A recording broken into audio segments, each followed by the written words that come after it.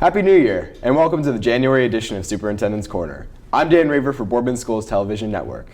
I'm joined today by Boardman Schools Superintendent, Mr. Tim Saxton. Welcome, Mr. Saxton. Always a pleasure to be here. We always love having you. So, getting on to our business, what's up with the presidential speech, the inauguration? Well, you said Happy New Year, and I guess we had a big event in our country back on January 20th. I don't know how many people, I know a lot of people are watching BSTN all the time, so I don't know if they have extra time to watch the regular news networks, but they did visit our last board meeting, and they wanted some comments about just a part of the inaugural speech by President Trump. He made a comment on his educational platform that schools are flush with cash and students are restricted to all knowledge. Now, I understand that's a presidential speech. And my point is, speeches are speeches. Anyone can give a speech. It's what people do that counts. So I think no one should judge the president for a speech. Let's wait and see what he does.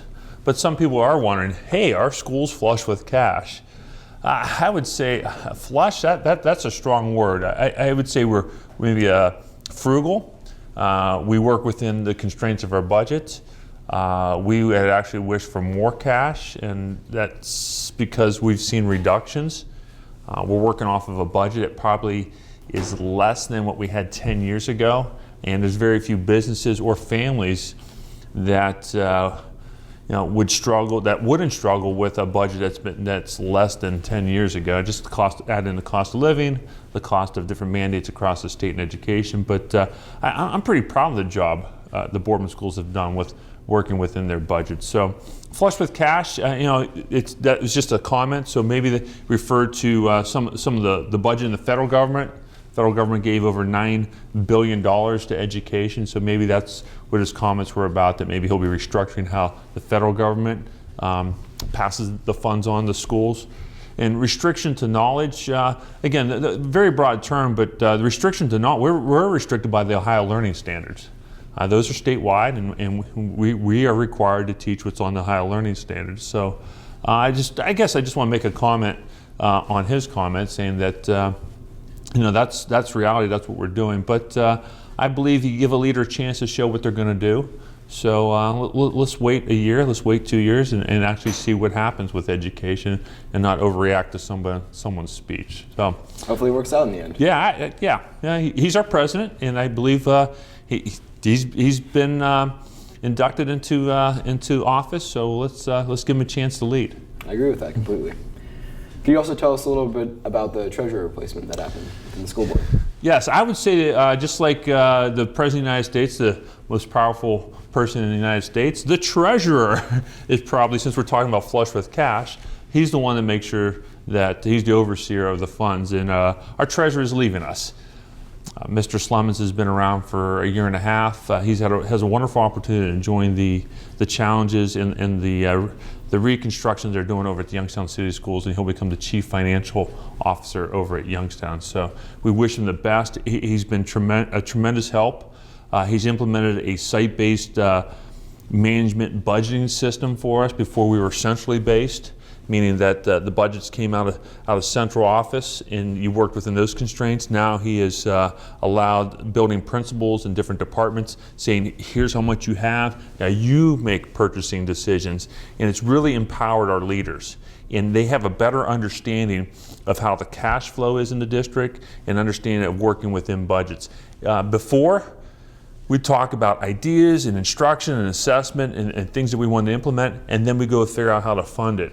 Now that conversation is seamless and woven into all our conversations, which is so much better for the health of the school district and in the end better for the community of Boardman. So I can't be more thankful for what Mr. Slemons has done for our district. This week we'll be advertising for the treasurer. We'll have that posting open for about a month to gather names across the state. Then we'll start the interview. We would love to have somebody in for the spring, but maybe as late as early summer. But a blessing on us in the meantime, Kim Yeoman, who was our assistant treasurer, just retired at the end of December. So just when she thought she was out, I called her and said, Kim, can you come back in and be our interim treasurer, which she has done before. So we will have a treasurer We will have a very experienced person in there. She will be our Band-Aid until we can get a permanent treasurer. And I don't really want to call Kim a Band-Aid because she's great worker, great person for the schools, has worked here for many, many years. She will do the job and buy us time to find a permanent solution. That's great that we have someone so close to us that we can just get right when we need her. Yeah, and it's nice because she can fill right in. She's worked here. She's worked in that office. Knows the programs. Right, knows the people, knows programs, knows our system. Worked under Mr. Slemons. So the fill that we're very lucky to have somebody who can step in. Mr. Slemons, his last day will be February 10th, and that Monday, which is February, I want to say, right around February 13th or so, Mrs. Yeoman will be stepping in for us. So it will be seamless also. All right, well, good luck to her, and good luck to Mr. Slemons as you. Yeah, we wish him the best of luck. That's going to be a great project for him over at Youngstown. So. It's a big step up. Yeah. All right, moving on. Can we talk about the bus replacement? What's going on with that? Yeah, once again, we talk about cash, but cash does seem to flow all through all your decisions that you make. One of the things in trying to be very good stewards of our dollars is the one thing we've been hesitant to do is to buy new buses. We take our buses, we have great mechanics, we have a great bus garage, and they're able to keep breathing new life into old buses. The work they do, if you take a look at the state average age of a bus in districts across Ohio, we have surpassed that because our mechanics are able to rebuild transmissions and rebuild engines, and they'll take a bus that's rusted out and strip it and reshell it. And it's pretty impressive that what we've been able to do. But eventually that catches up to you if you're not replenishing your fleet. And it's time to do that. But we want to work within our budget. We budget for about 3 new buses a year. A bus can run you $90,000 to $100,000. But we need more than 3. We're down to just a couple spares at this point. And that's not a situation you want to be in. You can make it work, but you can only hold that for so long. So we have an aggressive game plan. We're actually going to bring in 10 new buses. Wow. Now, being a former math teacher, if Mr. Saxon said a bus is $90,000 to $100,000 and there's 10, you're approaching $1 million.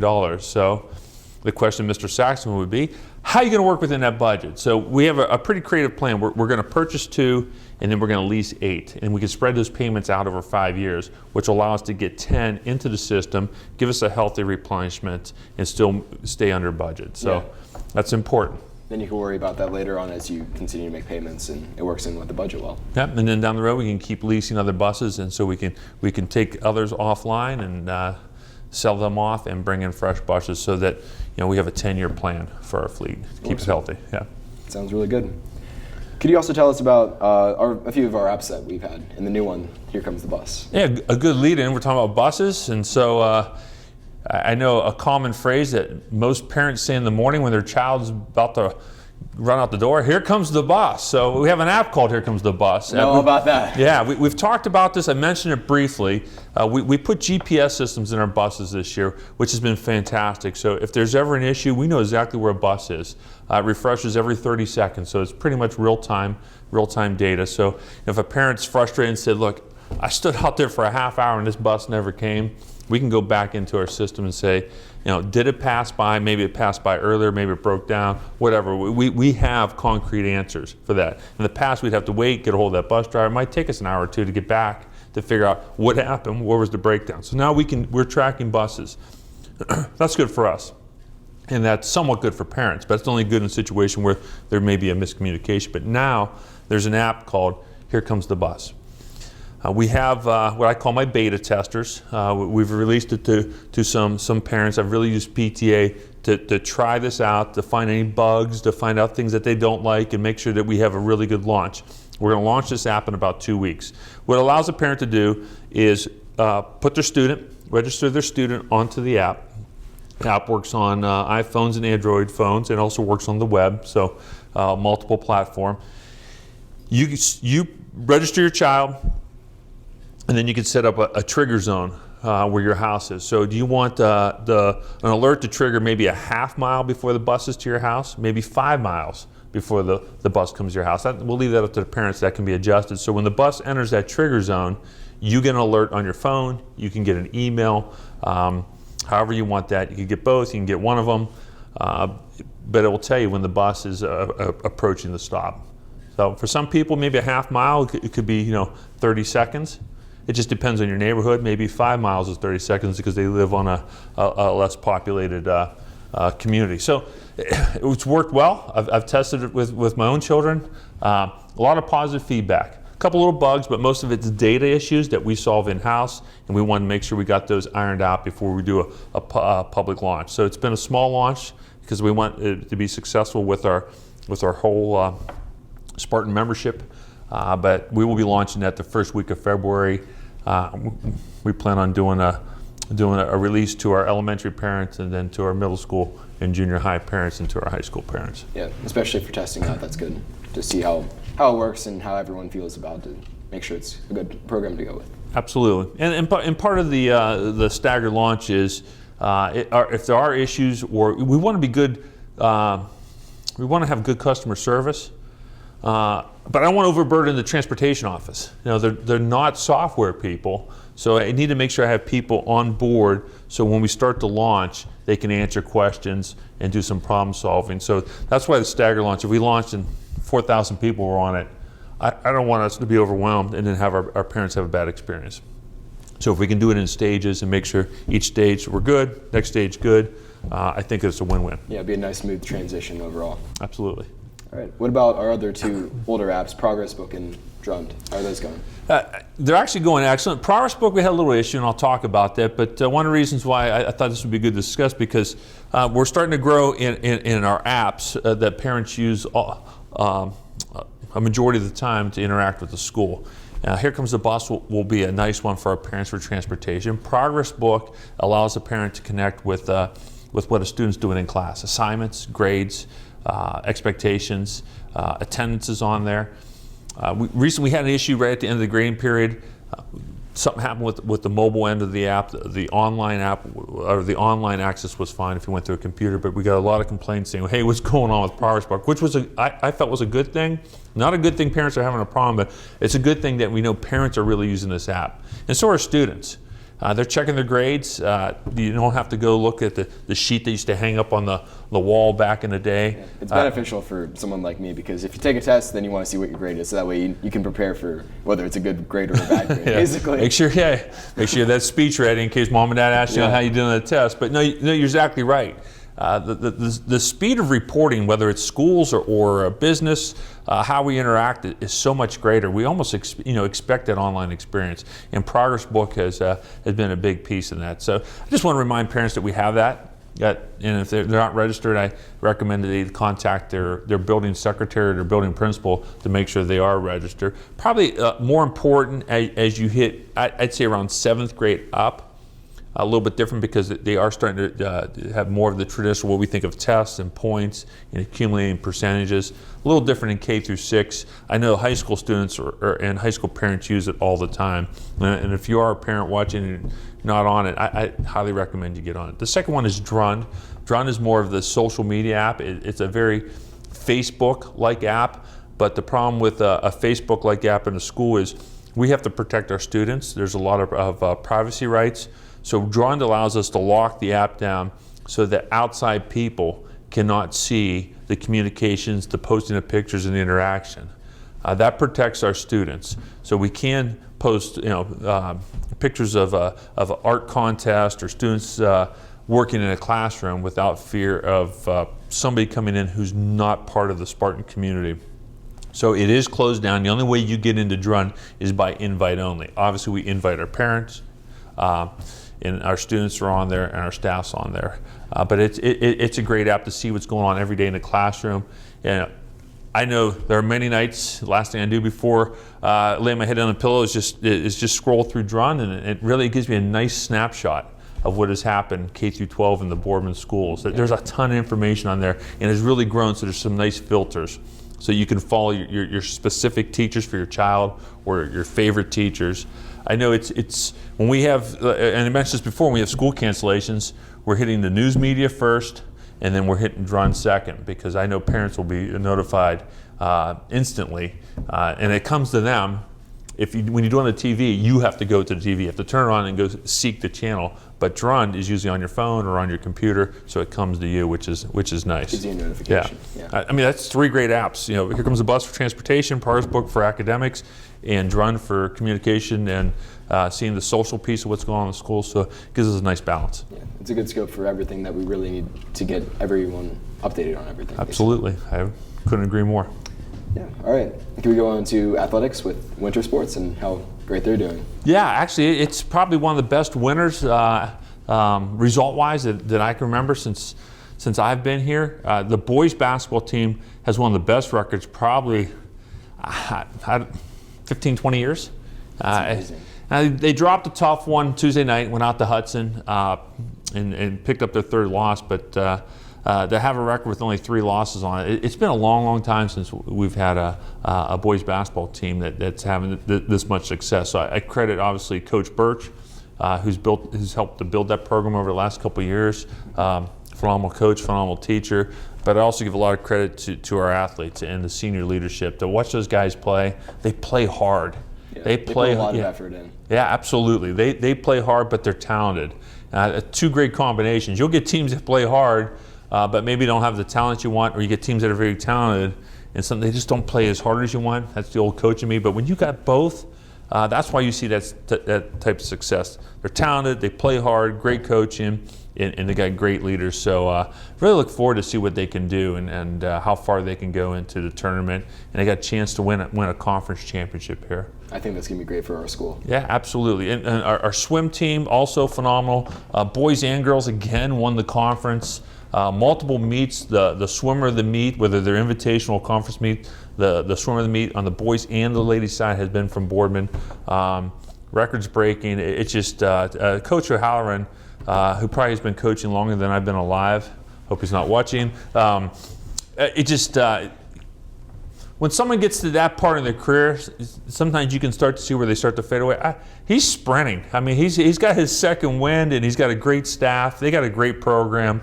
He's a pleasure to be around, such a positive person. It's such a crown jewel in our winter athletics is that swim. And I know sometimes it's not as visible because we don't have a pool in, so you have to go to YSU to see them, and they have to travel. They overcome all those obstacles, but just a phenomenal program. Couldn't say enough positive about it. So, and girls basketball doing well. They were on a 6-game win streak before they dropped a tough one.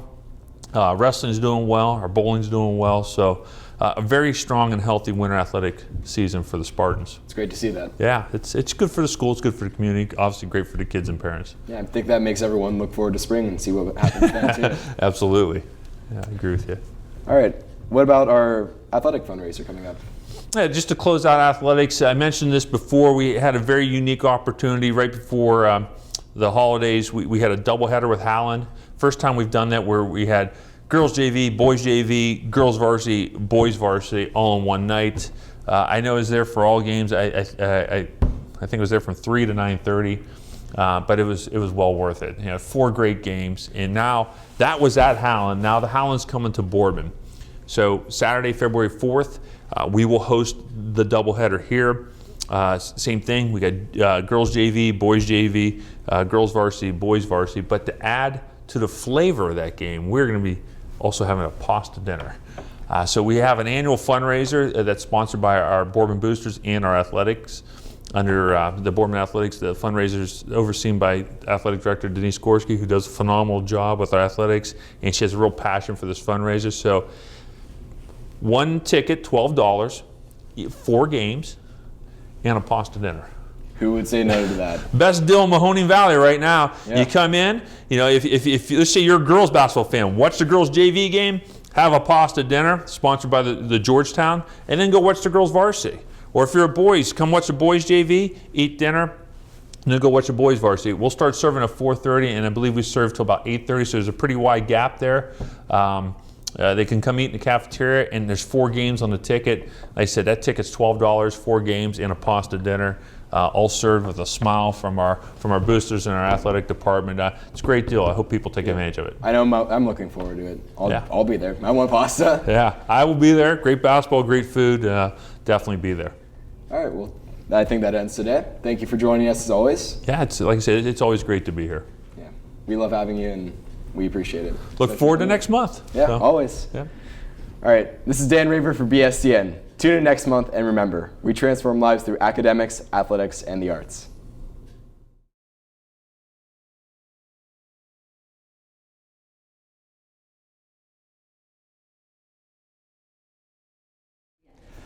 Hello, and welcome to this edition of the Boardman Board of Education School Board Report. I'm Dan Raver for Boardman Schools Television Network. In this segment, Mr. John Landers, School Board President, joins us to highlight the January Board of Education meeting. Welcome, Mr. Landers. Thank you, Dan. As a BSTN alum, it's great to be back in studio. It's great to have you. Thank you. So, the January regular board meeting took place at Boardman Center Intermediate School. Could you tell us a little bit about who was present? Yes, all the board members were present to start this meeting. And then also earlier in January, we held our organizational meeting on January 7th. That's to elect the board president and vice president and do some common things like what law firms do the school use, delegate some authority to the superintendent. So myself was elected school board president and Mr. Jeffrey Barone was elected vice president. Congratulations. Thank you. It's an honor to have you here. Did anyone from the community address the school board? Yes, we had one community member address the school board to talk about a potential hiring of a voluntary coach for one of the sports teams in the spring. And we appreciated her opinion and her opportunity to speak to the public. Okay. Did you make any decisions about that, or is that still in the making? That decision is ongoing. So we've asked her to sit down with some representatives from the athletic department to learn a little bit more before we make a further decision. Okay. Can you please tell us about recognitions by the board this meeting? Yes, this month we recognize the Boardman Rotary, which has a great history of service to the community and also to the Boardman schools for their efforts in the collecting and distribution of food baskets to 50 Boardman school families, as well as purchasing and distribution of coats through their Operation Warm program. So we're greatly appreciative of Boardman Rotary's service, throughout their long history in the Boardman community and in this particular instance. They're beneficial to us in our community. So without a doubt. It's great to have that in the school. I see we also went over the consent agenda. Would you highlight what was discussed in that? Sure. Well, we always first approve our minutes from the previous meeting, so those are just kind of standard. We did have some resignations to share. Mr. Slemons, who's the treasurer for the district, has resigned for other employment. He's going to be the chief financial officer for the Youngstown City Schools, and he'll be starting that position in mid-February. Okay. We thank him for his service, and we wish him the best in his new opportunity. And we'll be starting the search shortly to try to identify a new treasurer for the school district. Okay, good. And also Mrs. Jody Steppen, who has a long history of service to the Boardman schools as a secretary to the principal in the high school, and most recently as a secretary to Mr. Saxton, will be leaving the district at the end of March. So I know Mr. Saxton's a little disappointed, but we thank Jody for her service. She's done a great job, and we wish her the best in her retirement. Okay, yeah. I see you also have a leave of absence along with those. Yes, this is a common item that's on our agenda throughout the year. This month we had two, one for Mrs. Key and another for Mrs. Cutchell. We both approved a first year unpaid parental leave of absence for them to spend time, with their family, and we look forward to them being back in the upcoming school year. Okay, good. Could you also tell us about the recent appointments that we've had? Sure. As you know, when someone leaves a position, we always kind of evaluate if that position is still needed, and sometimes we decide to replace it, and sometimes we don't. Obviously, with Mrs. Steppen being the secretary to the superintendent, that's a pretty key job. So we identified and asked Mrs. Treveri, who had also been working in the superintendent's office, to be the new secretary to the superintendent. So we appointed her and approved the contract for her to start April 1st of this year. Good luck to her. Thank you. We also have some on-staff supplementals. Can we talk about this? Sure. Throughout the year, whether it be for advising clubs or for helping coach sports teams, an on-staff supplemental is obviously someone on staff that works in the district, and a supplemental is kind of an additional contract. It could be a coach, it could be a club advisor, or things like that. Okay. So in this particular month, especially with the middle school realignment. We've had a fair amount for both Glenwood and Center. We had several for Glenwood for recreation advisors, which I'm guessing is kind of like the intramural program. Okay. Those included Mrs. Bresnahan, Mr. Calhoun, and Mr. Schiffauer.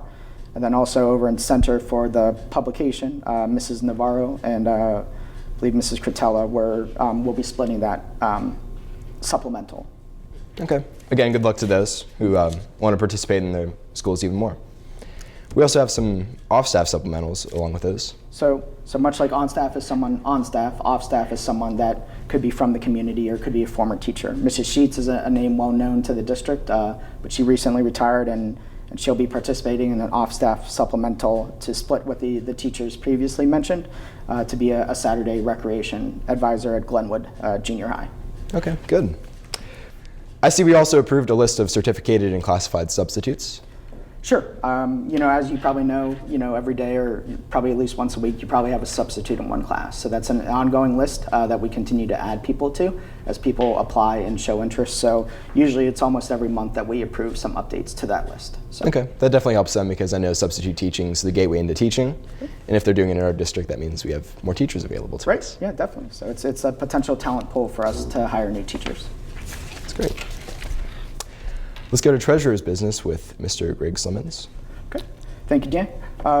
So recently we changed the treasurer's reports and updates to be more of a consent agenda. So rather than voting on each item individually, we can vote on it as a group. So the first thing we do every month is the standard reports and updates. Mr. Slimmons really helped us evolve, I think, the financial management of the district and provide better insight into how we're spending money, but also how we're kind of spending as we go throughout our fiscal year. So to know that if we're 50% the way through our fiscal year, that we're actually spending 50% or relatively near that in budget. We're not burning cash too fast and spending at 90%. So those reports have been a great dashboard to us as the board for the financial management of the district.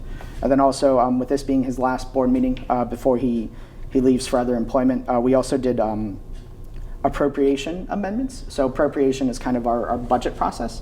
So if we want to say we want to spend a large amount of money in this category, we have to appropriate to show that we budgeted it and we have the funds to cover it. So we made some recent updates, especially in areas, I think for some additional technology purchases in Robinwood, as well as in the federal funds areas so that we get from the government.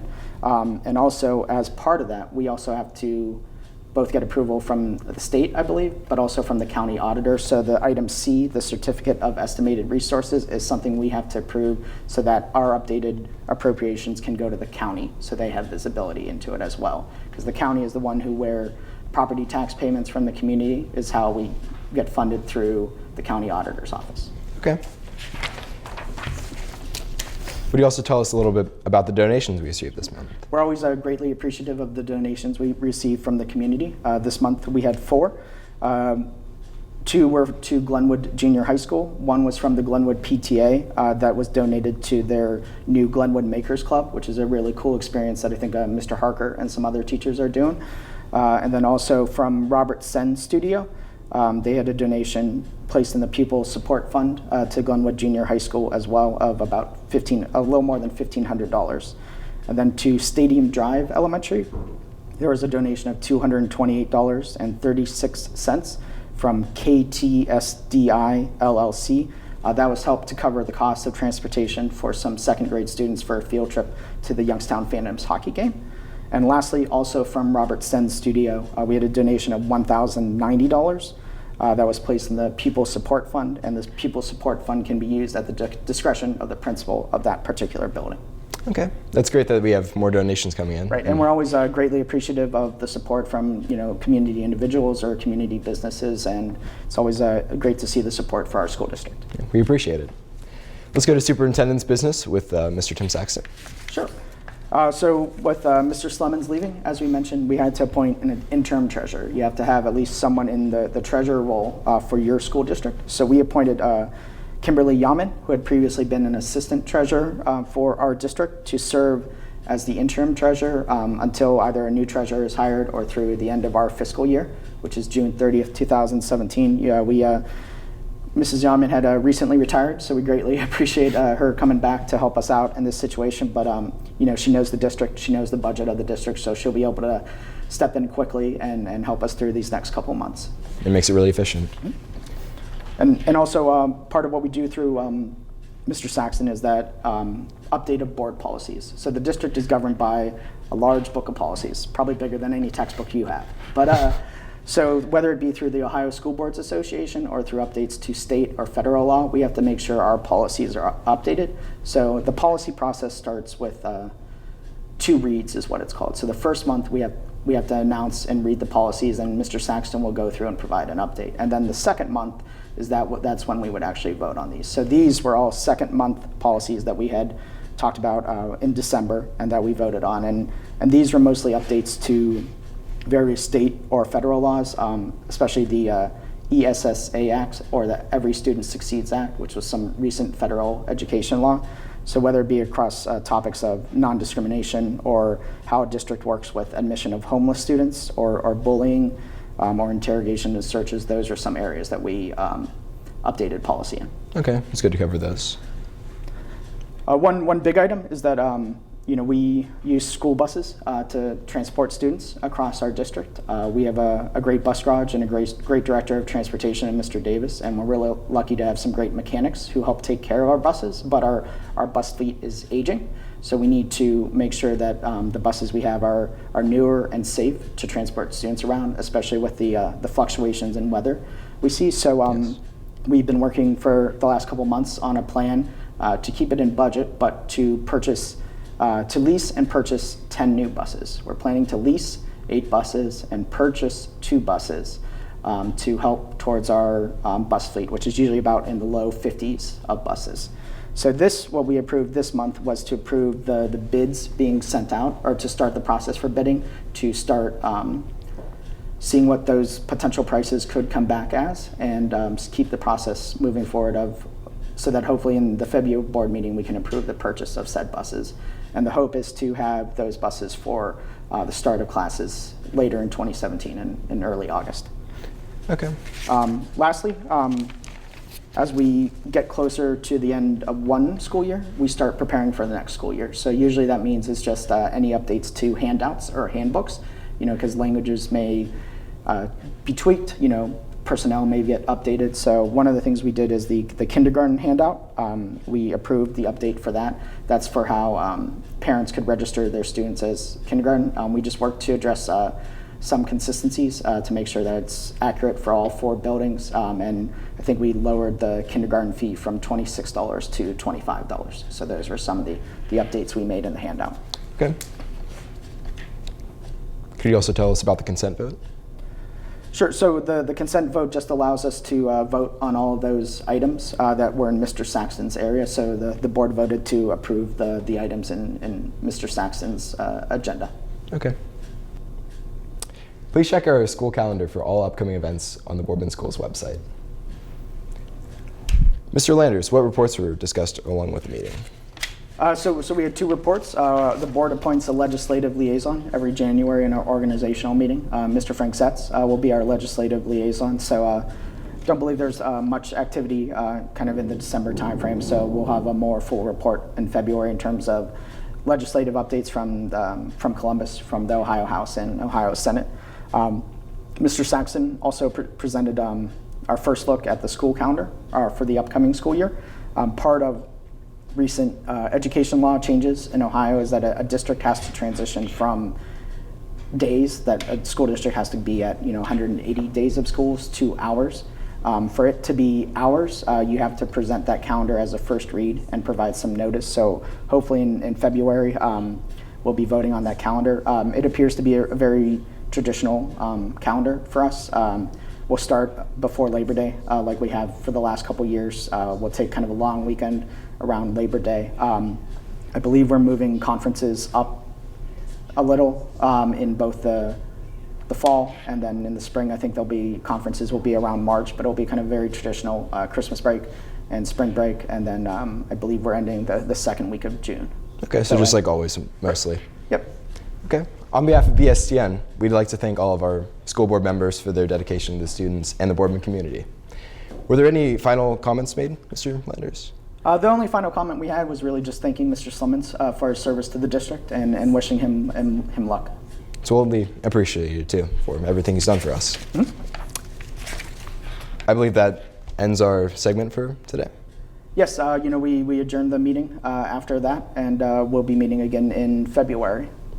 All right. Thank you for joining us today. Thank you. Special thanks again to Boardman Rotary for their generosity in reaching out to Boardman families. Check out our Boardman Schools website for further details on upcoming events.